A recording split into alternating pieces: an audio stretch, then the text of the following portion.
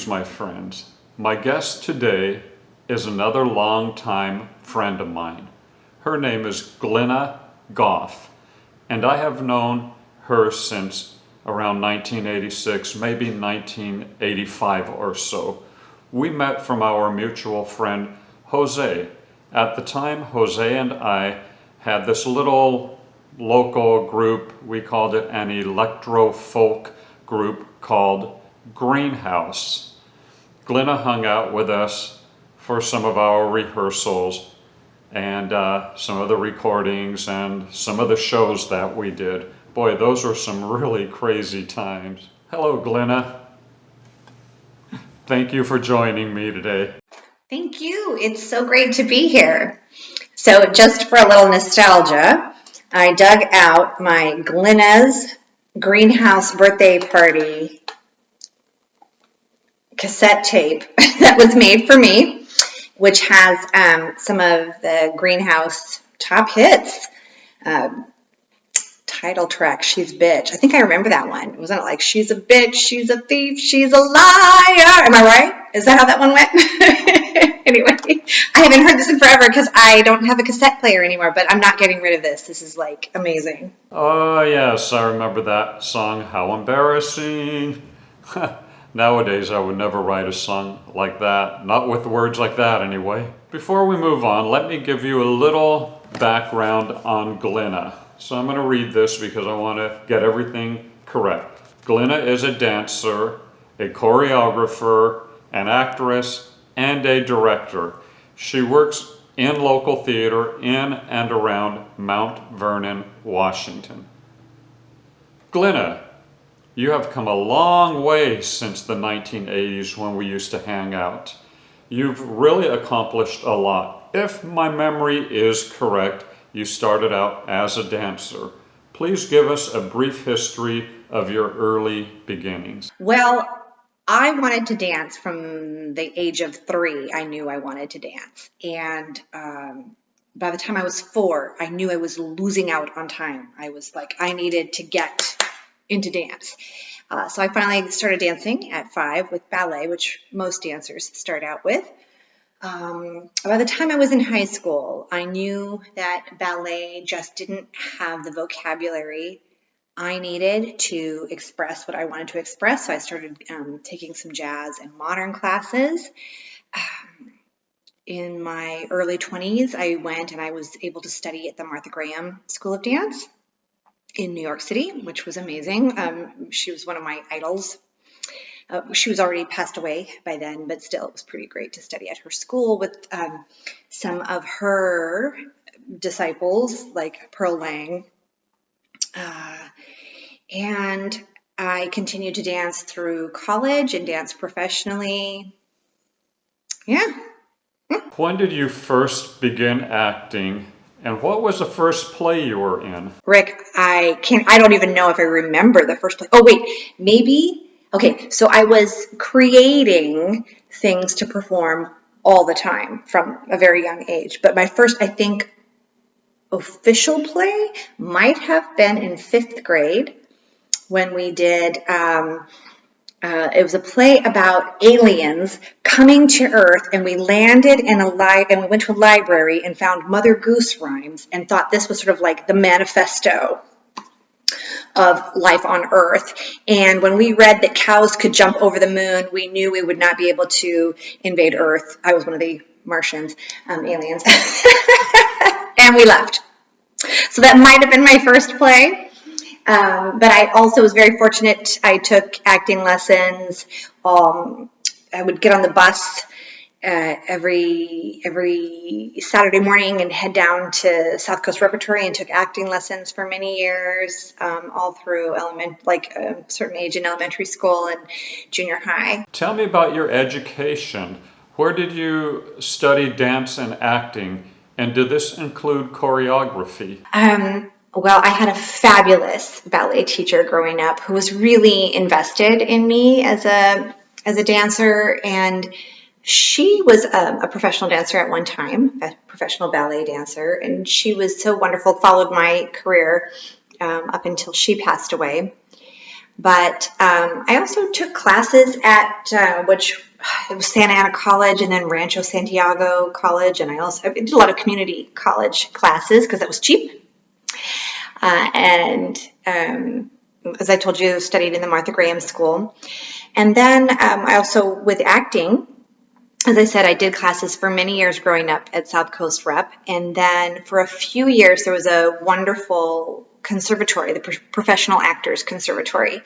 It was a 2-year, 40-hour-a-week certificated program where we studied how to analyze plays, analyze text, acting, interpreting Shakespeare. We learned, oh my gosh, like stage combat and fencing and clowning and dance and yoga. They had it all. It was great. Voice and singing. It was a really terrific program, and I'm still friends with many of those people today, and many of those people continue to work in the industry. It's really exciting. Which choreographers have been your biggest influences? Oh, well, right off the gate, I have to say Martha Graham, because of the way that she has taken mythology and as kind of an understanding. When Joseph Campbell's The Power of Myth came out, that was like life-changing. And Martha Graham does that, right, where she takes mythological story, which is really part of our human experience and our human expression across time, across culture, across language. These stories exist and still resonate with us, and have deeper psychological meaning for us as humans. And so I loved how she took those stories and interpreted them. I also love her intensity. But I look at everything from, well, of course, Bob Fosse. And I love old musicals, Gene Kelly. I love even looking at, what's that, America's Best Dance Crew, and you see these amazing formations, and I'm like, wow, look at how they took the dancers and they sort of distracted your eye here so they could set up something going on over there and make it happen, and it was like a surprise. But I love watching how dances are put together and how people interpret music. When creating a dance structure, where do you start? What do you envision in your mind? Do you map it out on paper? You know, there was a time when I used to take pennies and move them around like the people. And I very rarely do that anymore because I'm such a visual learner that I can see it all in my head. I will make notes to myself to remind myself where things happen. I like, if I'm working, for instance, on a musical, I really like to write on the score what's happening, right on that beat with that instrument, with that work. If I'm working on a piece more of my own, where I'm working with either original music or recorded music by another artist, then I am writing it down from my memory more in sort of like 8 blocks or 6 count blocks.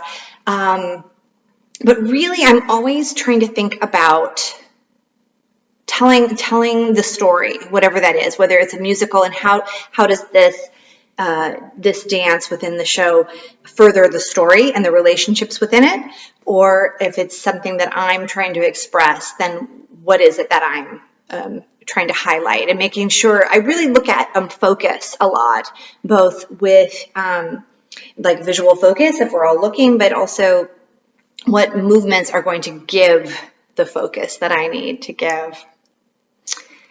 And sometimes it's not linear. I might really know in this part of the music here exactly, I can see exactly what I want to have happen. And then I might have like kind of a gap where I'm not sure. And I know how I want this next section to be. And so I'll kind of work that out, and then I'll figure out how to connect it. And often I'm wonderfully surprised what the story reveals to me. How do you go about teaching the dancers their parts? You know, every piece is different. When I'm teaching or working with dancers I'm familiar with, you really develop a shorthand where you're able to show them and speak to them differently, and they really can almost it's like finishing your sentences. And they can and more professional dancers know how to just fill in. If you're saying, okay, you're going to go here and do like a that. Obviously, I'm more technical than that. But often when I'm working, for instance, in musicals, then I'm working with a really wide range of experience and a really a variety of dance styles, because the different music requires different dance to go with it. In that case, I'm usually working very much like from beginning to end, or I will choose the most difficult piece and the most difficult part of that piece to teach first, so that then everything seems super easy after that. And I'll say, okay, this is like the most difficult dance you're going to learn in the whole show, or this is the most difficult part of the dance. You've already got that in the bag. Let's go back to the beginning and build up to this. So just trying to always make sure that people feel accomplished and like they are having a win by the end of the day, right? My passion for dance is I really believe that dance is our first form of expression. And when we don't have common verbal language, we resort to signing with our bodies, right, and acting it out. And we stifle that, right? We kind of censor ourselves for fear that we're going to look stupid or goofy. But in fact, I believe everybody can dance. We might not all look like Mikhail Baryshnikov, but we can all dance. And I want people to be empowered and have that experience. I think that if I can give that to them and teach in a really positive way, if I'm, again, working with more professional dancers, I may push technique a little harder, but I don't think any of my students would ever say, or any of my dancers would ever say that I'm a big fat meanie. What is your favorite type of dance or dance technique? It's interesting because as dancers, we always go back to ballet. That is kind of our foundation. Often it's what we really go back to because it supports the other techniques. But if I'm talking about performing or choreographing, I feel that modern offers the most, like going back kind of to the beginning of what we were talking about, it has the vocabulary that expresses what I need to express the most. But I love Fosse jazz. Love it. It's so much fun, and it's so precise, and it's so tight and tidy, and it's really satisfying to perform. Hazelnut, and in the state they gallop, night by night, through lover's brain. You want more lights, you gaze, and turn the tables up. Quench the fire, the room is run too hot. Your work as a choreographer has been amazing. A few of my favorites are Pan, the musical. I believe that's about Peter Pan. And Romeo and Juliet. What were some of your biggest challenges in choreographing these plays? Well, both of those were original musicals written by Conrad Asplund. Shakespeare wrote the words for the Romeo and Juliet musical, but he wrote all of the music. And he wrote all of the music and dialogue for the Pan, the musical.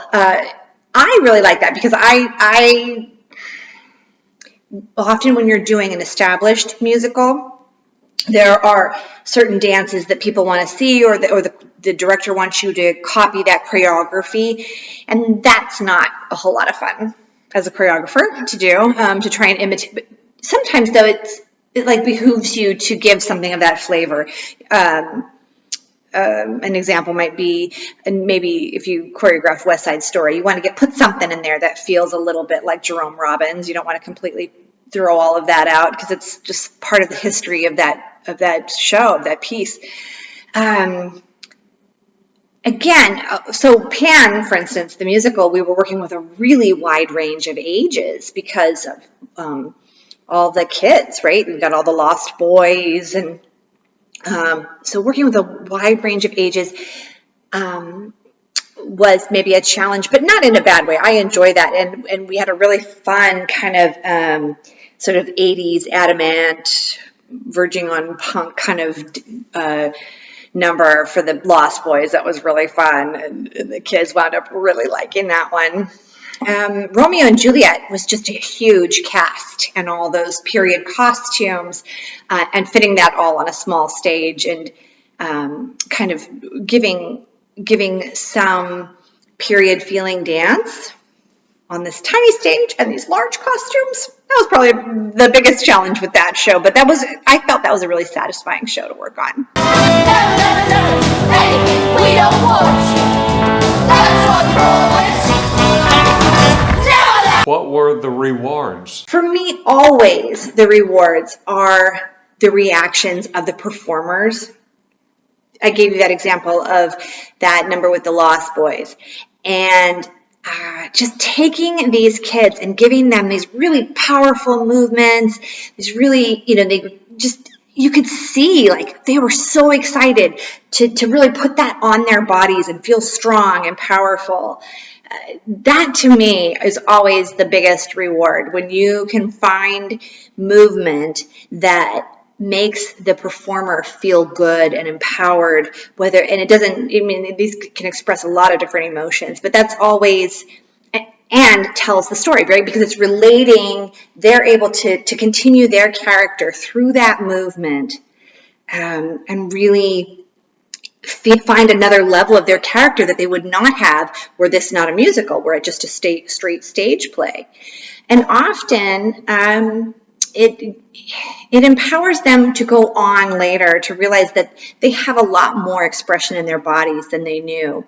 And I really, that's pretty rewarding. All that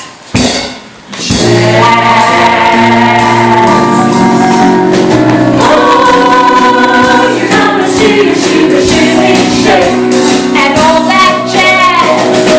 Oh, she's gonna shimmy till the gutters break. And all that jazz. Oh, and park the rhythm. Oh, and all the rhythm. She is her baby's queen for all that jazz.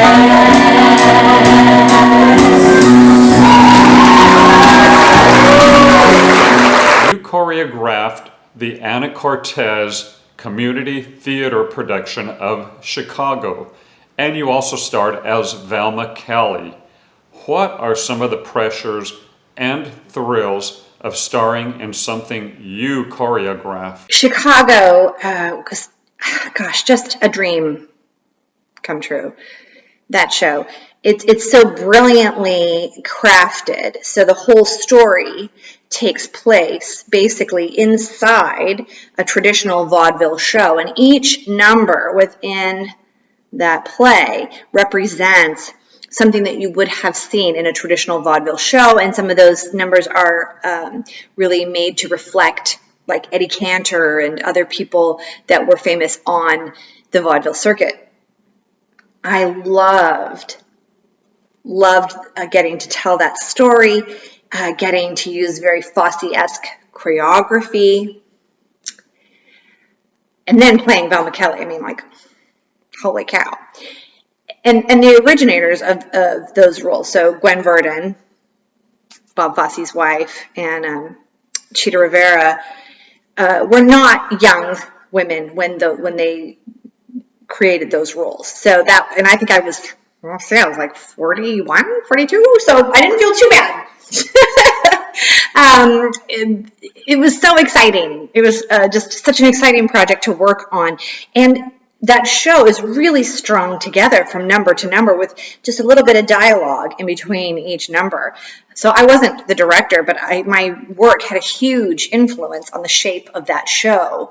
And I had to work very closely with the director to make sure that we were working in tandem to tell that story in a way that was really true to her vision, as well as allowing my choreography to do what it needed to do too. It was just, such an empowering role. I would say that as an actor, as a performer, I don't think I could have filled that role any earlier. It took a life experience to feel confident in stepping into a role like that. Someone so powerful, and just like full of chutzpah and sexy and the whole thing. It was just an amazing experience. And to have, again, give that experience to those actors of doing some choreography that was really challenging. Most of the people in the show were not trained dancers, but they were on board to give it their best, and they really worked hard and did an amazing job. And you could tell everybody was really proud of that production that we put on. When did you transition to directing? Did your career as a director stem from your acting or your work as a choreographer? I would definitely say that it came from my work as a choreographer. I would definitely say that. And Chicago was probably a stepping stone to that, for sure. I've directed full story ballets and created larger dance pieces. And then finding the right story was really what it came down to. One play that really interests me is the 2017 Lincoln Theater production of the Brothers Grimm tale, Into the Woods. You directed this one. Tell me about your experience working on this production. Well, and that was really about finding the right story. And going back to Joseph Campbell, Into the Woods takes these Brothers Grimm's versions of these folk tales and fairy tales, and puts that in, and then Stephen Sondheim puts them into this musical to kind of take it back a little bit, right? So it's not the pretty cleaned up versions of these stories. And what I asked, and I was working with a young cast, so the cast was between 13 and I want to say 23, 24 years old in these roles. And what I wanted to give them was an experience of really telling a story that you could reach other people, that you as a performer, as an artist, could empower yourself to give something to your audience. And in this case, it's these stories that are connected to us and our human experience.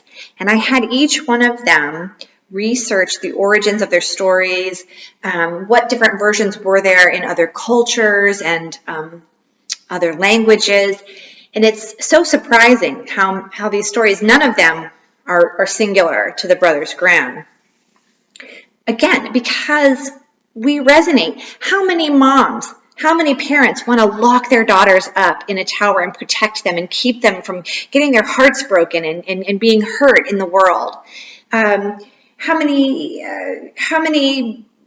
girls, should be afraid to walk through the woods because of predators out there? And what kind of predators are we really talking about? It deals with toxic masculinity and barrenness and parenthood and the pain of being a parent, and how our jobs as parents are to actually raise our children and let them go. But that is, the hardest thing in the planet to do. And that doesn't change over time through different language. That we all can relate to those things. And so I wanted each of the actors to really connect with their stories, to really connect with what their stories represented. And like the young man who plays Jack, every little boy wants to go out, or girl too, wants to go out and have adventures. And the parents are saying, be careful, you're going to get hurt.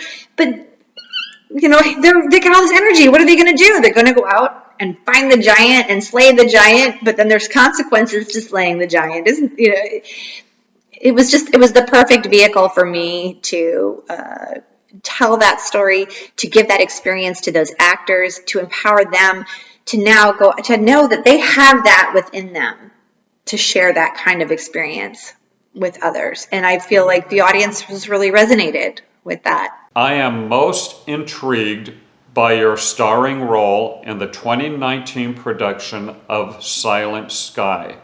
You have the lead role of Henrietta Leavitt, who was a female astronomer who made several scientific discoveries but was never credited for her work. How did you connect to Henrietta? How is her story relevant to today's society?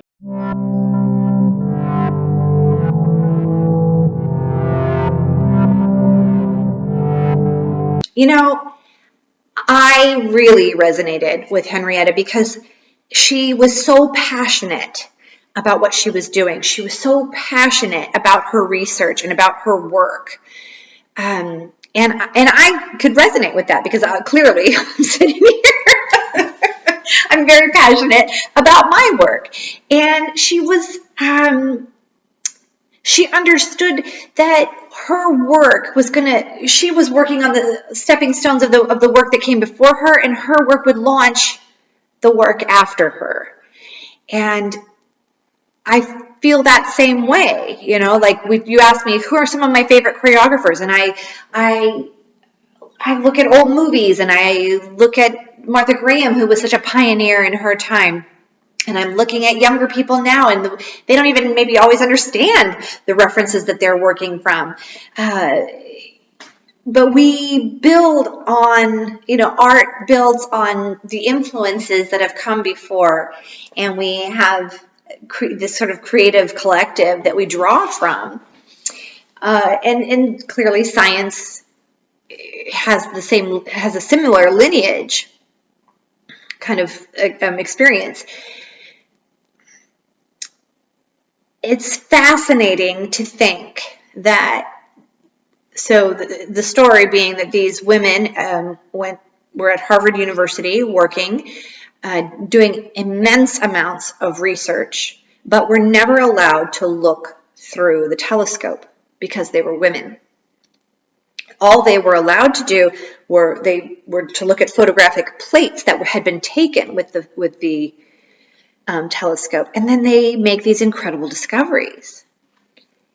And it's fascinating, right, to think how much they accomplished. And she has a line to the effect of, you know, we were always intelligent. We were always curious.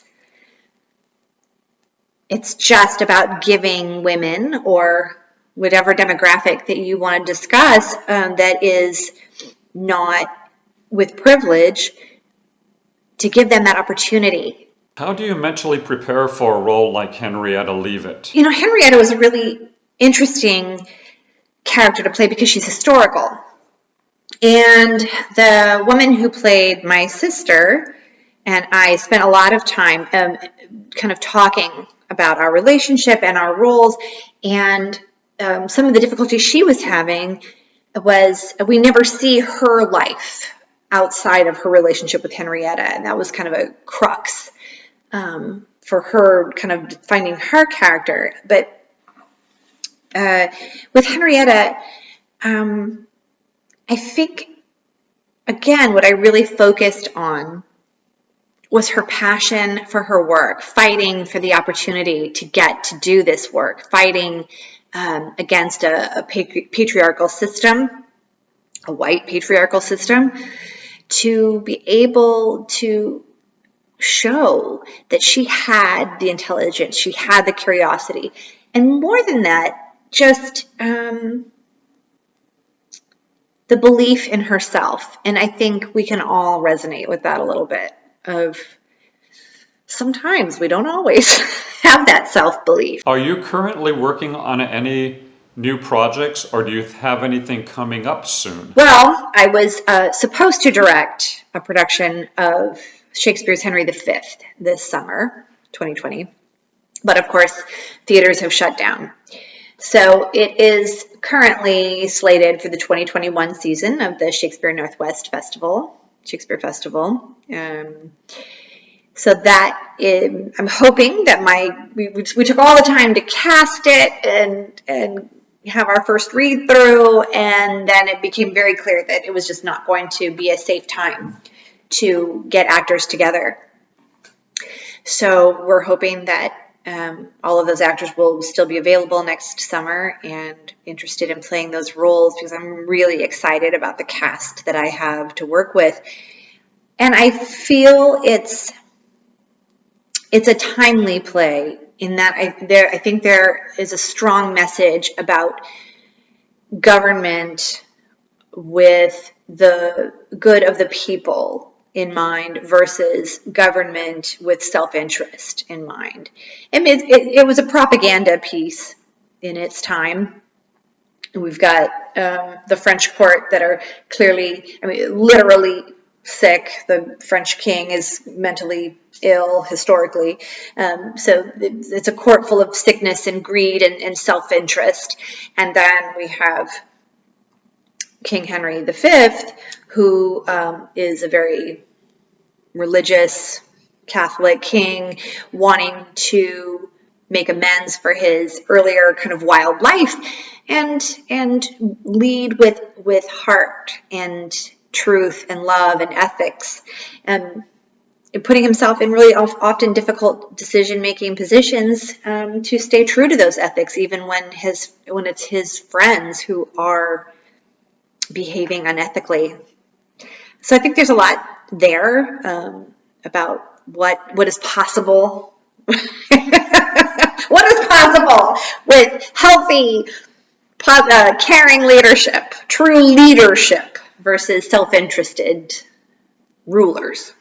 There we go. Now let's shift gears, Glenna. If you could be a member of any sitcom family, well, tell me, Glenna, which would it be? Well, growing up, I always wanted to be part of the Brady Bunch. Just looked like a really good, happy family, lots of kids to play with, lots of fun stuff going on. I don't know. In more recent years, with my oldest daughter, moved out to college, and she's graduated, and with my youngest 14-year-old still at home, I have been likened more to the Gilmore Girls. I don't know, Lorelai's got some issues, but I'll take it. Well, thank you very much, Glenna, for doing this interview. And as always, it was really a pleasure talking with you. Rick, it was so wonderful to talk with you and get a chance to share some of the highlights of the wonderful experiences I've had in dance and theater. But I also have to tell you, in getting ready to talk to you today, just brought back some really terrific memories about, hold on, there's a plane going by, we'll wait.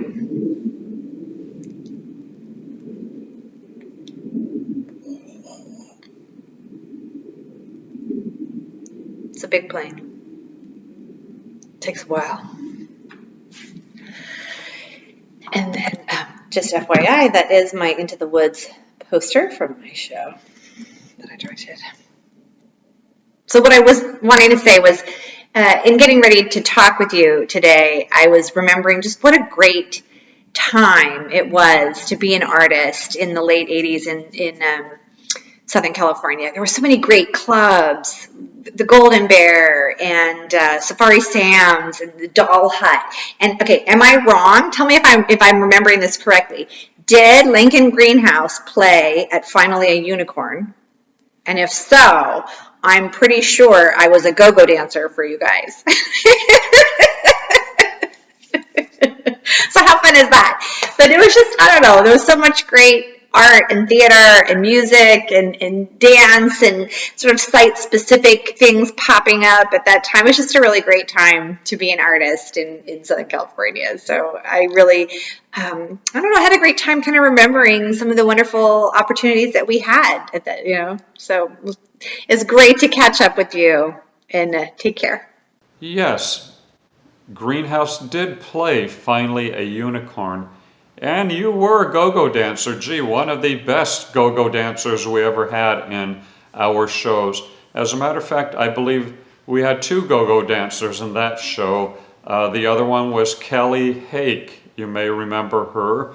Now she goes by Kelly Smith. She's married, but she was the one who was really into artwork, and she used to paint and draw and all kinds of great stuff.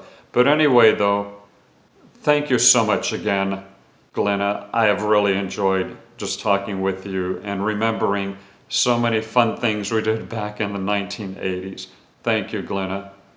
Have a great night. And I just want to ask everybody, please subscribe to Rick Henry's talk show on YouTube. That way, whenever I post a new show, you'll get a notification.